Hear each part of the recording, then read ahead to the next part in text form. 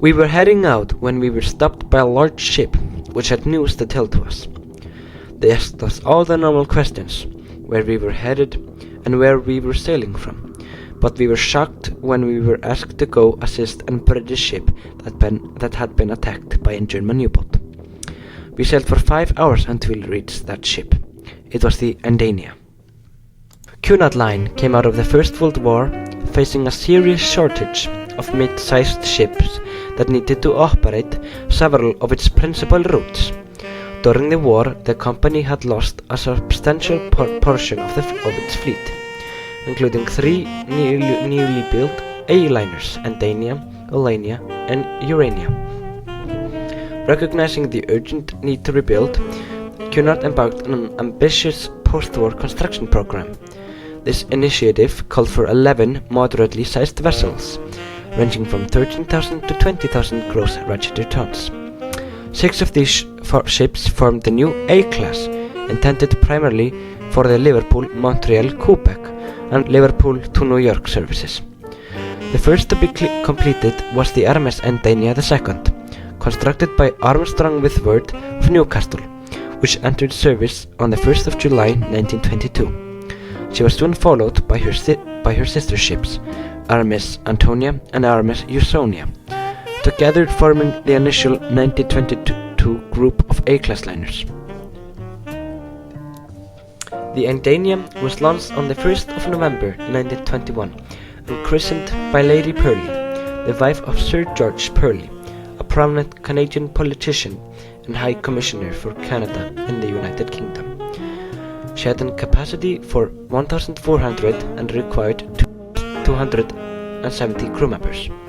She had a cabin class capacity for 400 people and 1,000 in third class. She made her maiden voyage on the 1st of June 1922. She was transferred to Cunard's Hamburg to New York route from 1924 to 1926, and from 1927 to 1939 was on a Liverpool, Greenock, Belfast, Montreal service operated jointly by the Cunard, Anchor and Donaldson lines. While not the most luxurious ship on the seas at the time, she was comfortable, especially for the ones who held a cabin class ticket. The ship sailed on a modest 60 knots powered by a double reduction steam turbine. She proved successful as a passenger ship. After the outbreak of the Second World War, the Andania was recommissioned for service as an armed merchant cruiser.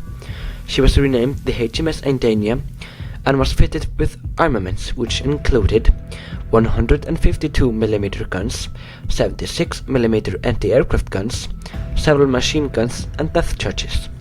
She took up her naval duties with the Northern Patrol. She had an uneventful career as the HMS Andania, but on the 16th of June 1940 her luck would run out. On the 13th of June 1940, the U-boat UA spotted the Andania in heavy rain and began following her. She lost her several times due to zigzagging and bad visibility. At around 12 p.m. on the 14th, the UA fired a spread of 3 torpedoes at the ship, which missed. The crew of the Andania probably didn't see the torpedoes, as no action was taken. After 24 hours, she was attacked again by a single torpedo, which struck the ship. After 8 minutes, another was shot, but it was a dud. The track of the torpedoes were seen as the ship began firing all their guns on the ship, but they could not locate the attacker. 2 other torpedoes were shot, but they missed too. The ship began to sink very slowly by the stern. The crew of the Andania called for distress to the HMS Derbyshire, which was actually within visual range. They had strict orders not to risk rescue when a submarine was suspected nearby. The Icelandic trawler Skallagrímur was sailing from Iceland with a cargo of fish, when a large ship stopped her.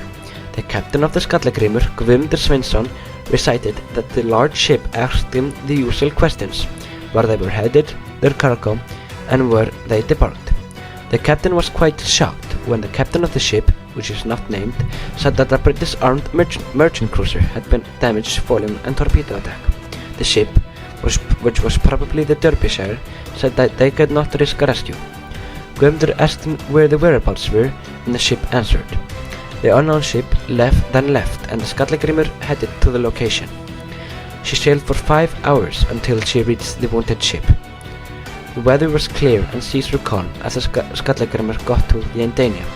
The captain of the Andania, Donald Keppel Bain, said he didn't want to abandon ship as the ship was still on the surface. The crew got in the boats, 14 in total, and headed for the Skallagrímur. Of the 347 people on board, miraculously, only 2 were injured and no deaths had occurred. The weather was good and the rescue was without a problem, although none of the wooden lifeboats could be saved. The captain was disappointed as 2 of the lifeboats were very beautiful and could be a great use in Iceland. The condition on the Skallagrímur was harsh. Every space that a man could fit in was filled. There were so many people on board that men were crammed into cabinets and even the coal boxes. A tent was put over the boat deck so the shipwrecked men could be in shelter. Here's what Captain Guðmundur said in an interview after the rescue. The engine room was filled of them, so it was impossible to set foot there. The cabin was full, and the same could be said about every single place on the ship. Nowhere was it possible to lower a finger.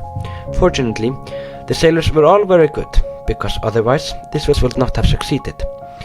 And the facts themselves bear witness to that. It truly would have turned out differently if we had tried to rescue people from a passenger ship. The British captain told me that they had never caught sight of the submarine, and the crew of the ship would hardly have known what ship it was that attacked them. The weather began to worsen as the trawler sailed through the ocean. They were for a short period of time guarded by a third Sunderland flying boat. Shortly after, a mine layer was sighted, and plans to transfer the men to it had to wait because of the weather. Soon after, the weather calmed, and the men were transferred to the mine layer.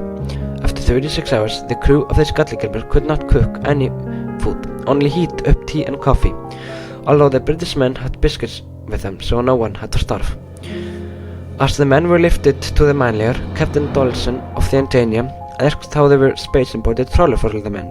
Guðmundur could not answer. As the mine layer, HMS Forester, was done picking up all the shipwrecked men from the Skallagrímur, the men shouted at the crew of the Skallagrímur, "Hooray, hooray!" Then the Forester departed with the men to Skapafló. As a gift, crew members gave the crew of the Skallagrímur a cigarette case. This rescue was the largest sea rescue feat in Icelandic history.